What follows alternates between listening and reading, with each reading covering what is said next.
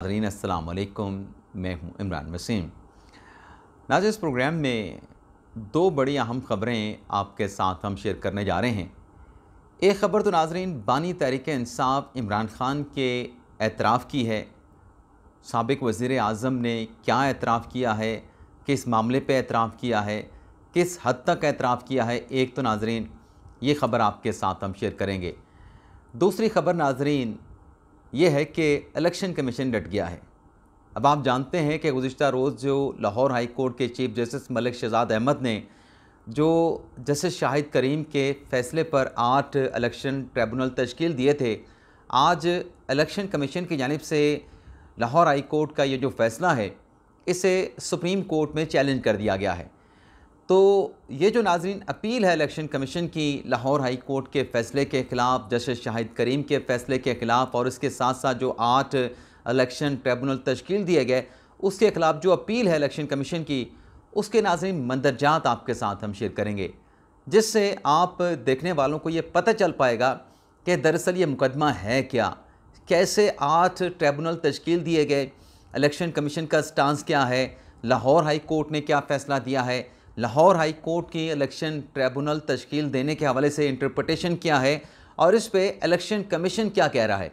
तो ये नाज़रीन सबसे पहले इस खबर की जो डिटेल्स हैं, जो अपील के मंदरजात हैं, वो आपकी खिदमत में पेश करेंगे और फिर आपको ये भी बताएंगे कि इमरान खान साहब ने किस बात का कितना या किस हद तक एतराफ़ किया है। तो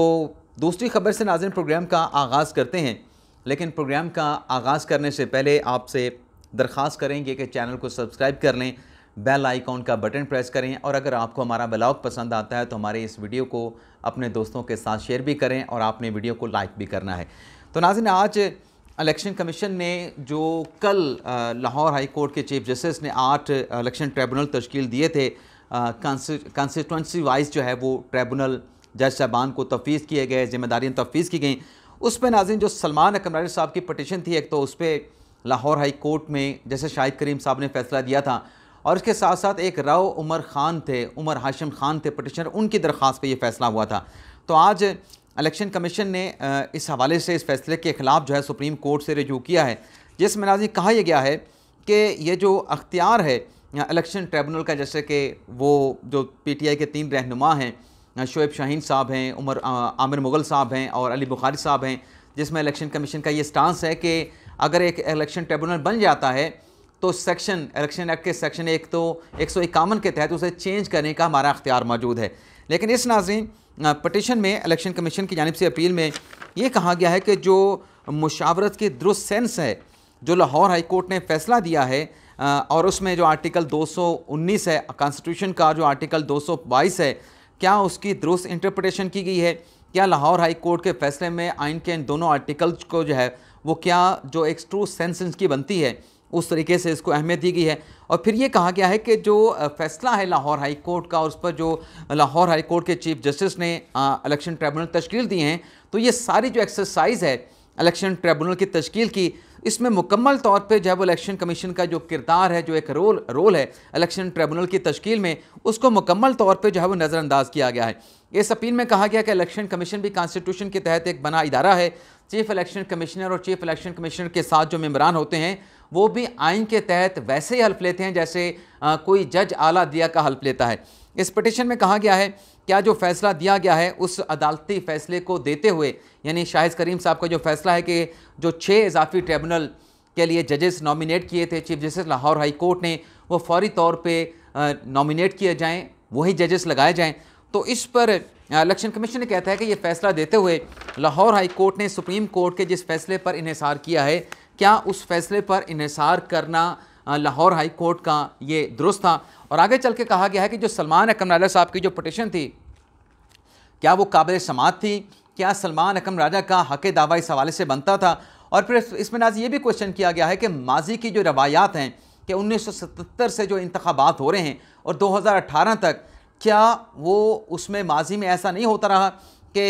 इलेक्शन कमीशन को लाहौर हाई कोर्ट के चीफ जस्टिस साहबान की जानिब से पैनल भेजा जाता था और उस पैनल में से फिर इलेक्शन ट्रिब्यूनल के जज का इंतखाब होता था। यानी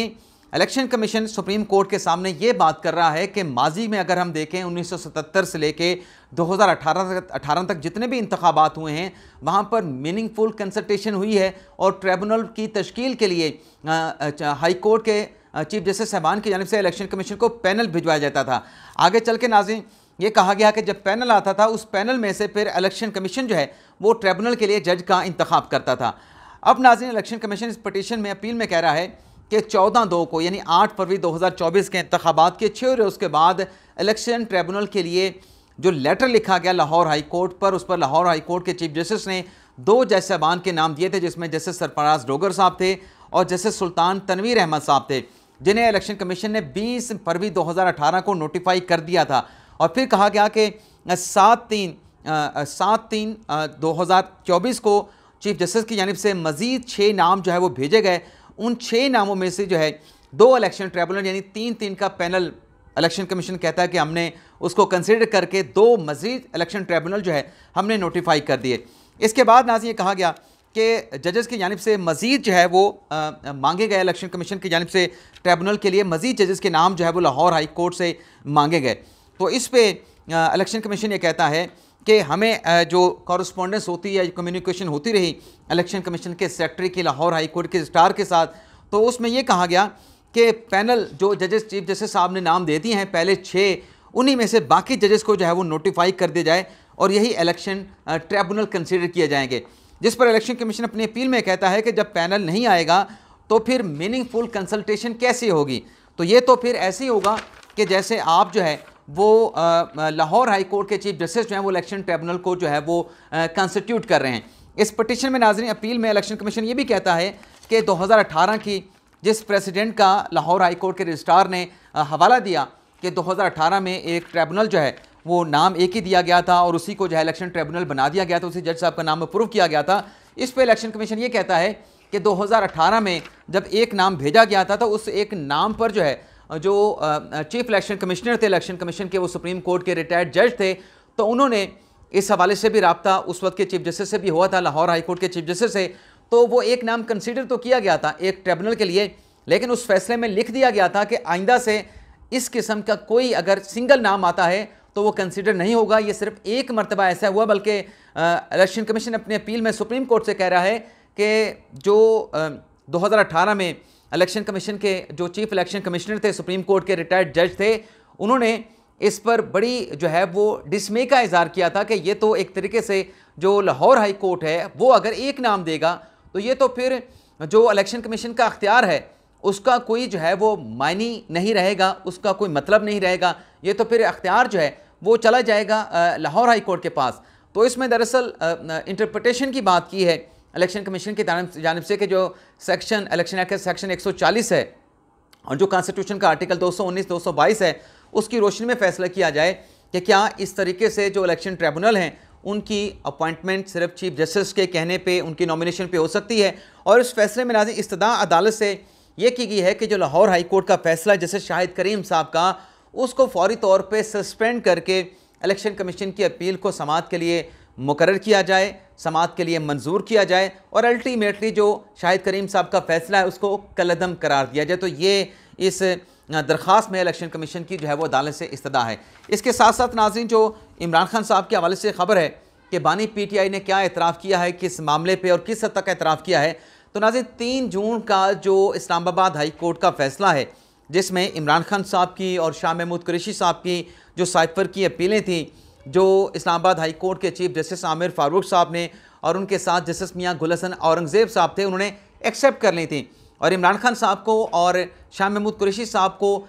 रिहा कर दिया गया था, उनकी अपीलों को एक्सेप्ट कर लिया गया था। तो उस पर नाज़रीन एक मुख्तसर फैसला जारी हुआ था। तो अब इस फैसले के ख़िलाफ़ वफाकी हुकूमत ने बज़रिया वज़ारत दाखिला प्रोसिक्यूशन आज 2 अलग अलग अपीलें जो हैं वो सुप्रीम कोर्ट ऑफ पाकिस्तान में दायर की हैं। इन दोनों अपीलों में नाज़रीन ये कहा गया है कि इस दोनों अपीलों में नाज़रीन इमरान खान साहब और शाह महमूद कुरैशी साहब फरीक हैं। इन दोनों अपीलों के नाज़रीन मंदरजात में इमरान खान साहब के जो कन्फेशनल स्टेटमेंट था उसका जिक्र किया गया है और जो क्रॉस एग्जामिनेशन थी उसका जिक्र किया गया है और जो दावा है प्रोसिक्यूशन का कि रिकॉर्ड पर इतने ज़्यादा शवाहिद मौजूद थे कि अगर किसी जगह पे, मैं डिटेल जो मंदरजात हैं वो भी आपको थोड़ी देर में बताता हूँ, लेकिन खुलासा ये है कि प्रोसिक्यूशन ये कह रही है, वफाकी हुकूमत वजारत दाखिला ये कह रही है कि रिकॉर्ड पे इतने ज़्यादा शवाहिद मौजूद थे, लेकिन अगर ये जवाज़ है कि ट्रायल ठीक नहीं हुआ, प्रोसीजर को फॉलो नहीं किया गया, तो उसके तनाज़र में सज़ा नहीं ख़त्म हो सकती थी, बरियत नहीं हो सकती थी, बल्कि ये मामला रिमांड किया जा सकता था। तो अब नाज़रीन, ये सारे मंदरजात इस अपील में क्या कहे गए हैं उस पर आने से पहले मैंने जब ये फैसला साइफर केस का इस्लामाबाद हाई कोर्ट से आया था, तो मैंने आपको बताया था कि जब ये अपील दायर होगी, ये तो प्रोसिक्यूशन ने फैसला करना है कि अपील कब और कैसे दायर करनी है। तो ये 11 दिन के अंदर आज प्रोसिक्यूशन ने अपील अपनी सुप्रीम कोर्ट में दायर कर दी है इमरान खान साहब की बरियत और शाह महमूद कुरैशी साहब की बरियत के फैसले के खिलाफ। लेकिन मैंने आपको वाज़ेह कर दिया था कि इस किस्म के फौजदारी केसेस में अगर हाई कोर्ट की सतह पे मुलज़म की बरियत हो जाए, आप सुप्रीम कोर्ट में अपील दायर करते हैं, तो फौरी तौर पे हाई कोर्ट का फैसला सस्पेंड नहीं होता कि दोबारा से मुलजमान को पकड़ के जेल में डाल दिया जाए। अब इमरान खान साहब और शाह महमूद कुरैशी साहब तो दीगर केसेस में की वजह से जेल में हैं। अगर सिर्फ यही एक मुकदमा होता तो दोनों इमरान खान और शाह महमूद कुरैशी साहब बाहर आ चुके होते। लेकिन मैं ये आपको बताना चाह रहा हूँ और दोबारा से बताना चाह रहा हूँ कि अगर ये सुप्रीम कोर्ट में अपील आज जो दायर हुई है समाअत के लिए मुकर्रर हो जाए, तो फौरी तौर पे सज़ा सस्पेंड होने का इम्कान नहीं। हाँ, अलबत्ता ये इम्कान ज़रूर होता है कि अगर प्रोसिक्यूशन अपना केस अदालत के सामने साबित कर दे कि रिकॉर्ड पर शवाहिद मौजूद थे, ये इमरान खान साहब का स्टेटमेंट था, ये इमरान खान साहब का उस जवाब में एतराफ़ था और ये फ्रांसिक डॉक्यूमेंट्स थे, फ्रांसिक शवाहिद थे, तो इसकी रोशनी में जो अपना इस्लामाबाद हाई कोर्ट का फैसला है उसका कोई जवाज़ नहीं है। तो फिर उस सूरत में हो सकता है कि सुप्रीम कोर्ट या तो सज़ाओं को दोबारा से बहाल कर दे, यानी अल्टीमेटली दलाइल सुनने के बाद, या फिर ये मामला जैसा कि इस अपील में भी कहा गया है कि अगर प्रोसीजर को फॉलो नहीं किया गया था तो रिमांड का केस बनता था, तो फिर हो सकता है कि दलाइल सुनने के बाद अदालत इस केस को रिमांड कर दे। यानी जो खसूसी अदालत थी जो कि ऑफिशियल सीक्रेट एक्ट के तहत बनाई गई थी, उसको केस रिमांड होने के इम्कान हैं, लेकिन फौरी तौर पर रिलीफ मिल जाना और जो सज़ाएँ ख़त्म कर दी गई हैं, बरियत कर दी गई है, उस पर हुक्म इम्तना नहीं हो सकता। अब नाज़रीन, ये जो अपील है इमरान खान साहब वाली, इसमें नाज़रीन प्रोसिक्यूशन की जानिब से 12 कानूनी सवालात अदालत के सामने रखे गए हैं, सुप्रीम कोर्ट के सामने रखे गए हैं। इसमें नाज़रीन ये कहा गया है कि क्या कानून में जो राइट ऑफ अपील नहीं दिया गया, यानी प्रोसिक्यूशन वजारत दाखिला ये कह रही है कि ऑफिशियल सीक्रेट एक्ट एक खसूसी कानून है, उस कानून में अगर सज़ा हो जाए तो कानून में राइट ऑफ अपील नहीं दिया गया। स्टैचूटरी प्रोविजन तो मौजूद है ज़मानत की, मतलब अपील दायर करने की, लेकिन कानून में कोई ऐसी प्रोविजन फराहम नहीं की गई। तो क्या अपील का राइट था करने का इमरान खान साहब का, शाह महमूद कुरैशी साहब का? यहाँ पे आप नाज़रीन को बता दें कि नाज़रीन स्टैचूटरी राइट ऑफ अपील ये होता है कि अगर मुलज़म काफ़ी अरसा जेल में गुजार ले, 2 साल का अरसा गुजार ले, तो फिर स्टैचूटरी पीरियड जो है उसको कंसिडर किया जाता है कि अब स्टैचूटरी पीरियड गुजर चुका है, तो मुलज़म जो है वो अपीलेट फोरम पे ज़मानत या अपील के लिए रजू कर सकता है। ग़ालिबन यहाँ पे ये प्रोसिक्यूशन बात कर रही है। नाज़रीन, अपील में कहा गया है क्या हाई कोर्ट के पास ये अख्तियार है कि वो अपील का राइट क्रिएट कर सके अगर कानून में अपील का हक़ नहीं दिया गया? क्या अपील का हक़ आइनी तौर पर ऑफिशियल सीक्रेट एक्ट में जो फराहम नहीं किया गया, क्या हाई कोर्ट जो है वो अपने फ़ैसले से अपील का आइनी राइट दे सकती है? क्या जो स्पेशल कानून है ऑफिशियल सीक्रेट एक्ट का, क्या ऐसा कानून जो है आम कानून से बालातर नहीं होता? क्या जो कंडक्ट था इमरान खान का और शाह महमूद कुरैशी साहब का, क्या वो ट्रायल कोर्ट के साथ तावन करने वाला था या तावन ना करने वाला था? और कहा गया है कि क्या सिर्फ कानूनी ज़ाब्ता फॉलो ना करने पे महज ये केस जो है वो नहीं बनता था कि इसको रिमांड किया जाता? रिकॉर्ड पर तमाम मुनासिब शवाहिद मौजूद थे, अच्छी खासी तादाद में मौजूद थे, फ्रांसिक सबूत भी मौजूद थे। क्या वो तमाम शवाहिद नाकाबिले कबूल शवाहिद थे? क्या ये फ़ैसला जो इस्लामाबाद हाई कोर्ट का है इसको बरकरार रखा जा सकता है? क्या इस्लामाबाद हाई कोर्ट ने क्विटल का फ़ैसला देते हुए जो शवाहिद हैं, जो कानून हैं, उनका दुरुस्त जायज़ा लिया है? आगे चल के नाज़रीन, इस अपील में प्रोसिक्यूशन ये कहती है कि ऑफिशियल सीक्रेट एक्ट जो है वो एक शेड्यूल जुर्म नहीं है और इस कानून में अपील का हक़ भी नहीं दिया गया और जो मुलज़मान का कंडक्ट है वो भी अदम तावन वाला था। तो मुख्तसर हुक्मनामा जो जारी किया गया है, बरियत जिसमें की गई है, उसमें तो नहीं बताया गया कि दोनों मुलज़मान की बरियत का जवाज़ क्या था। प्रोसिक्यूशन ने तो तमाम शवाहिद रिपोर्ट के साथ, फ्रांसिक डॉक्यूमेंट्स के साथ, फ्रांसिक जो मवाद था उसके साथ जमा कराया, जिसे इस्लामाबाद हाई कोर्ट की जानिब से इंटरटेन नहीं किया गया, उसको अप्रिशिएट नहीं किया गया और मुल्ज़म इमरान खान साहब का अपना जो है वो एतराफ़ मौजूद है, तो शवाहिद को भी नज़रअंदाज किया गया, इमरान खान साहब के कन्फेशनल स्टेटमेंट को भी जो है वो नज़रअंदाज किया गया है। आगे चल के नाज़रीन इसी अपील के हवाले से ये कहा गया है कि वैसे नाज़रीन आपको बता दूं कि जब ये अपीलें चल रही थी, दोबारा से दोहराने लगा हूं, तो पीटीआई के अपने लोग कहते थे कि इमरान खान साहब की तो जो साइफ़र गुम हुआ है उसमें मैक्सिमम 2 साल सज़ा बनती है, लेकिन शाह महमूद कुरैशी साहब की सज़ा नहीं बनती। ये नाज़रीन पीटीआई का केस था, प्रोसिक्यूशन का केस था कि इमरान खान साहब ने ऑफिशियल सीक्रेट एक्ट की कई प्रोविजन की खिलाफ वर्जी की और सज़ा उनकी 10 साल से भी 14 साल से भी ज़्यादा बनती है। अब जो शाह महमूद कुरैशी साहब की नाज़रीन अपील है उसमें यह कहा गया है कि क्रिमिनल जो कानून है उसका तो ऑफिशियल सीक्रेट एक्ट के कानून के हवाले से क्रिमिनल प्रोसीजर का इतलाक़ नहीं होता, और जो स्पेशल कानून होता है उसका तो ओवर राइडिंग अफेक्ट होता है आम क्रिमिनल प्रोसीजर के ऊपर। और फिर कहा गया कि 65 मुतफरिक दरख्वास्तें इस बात की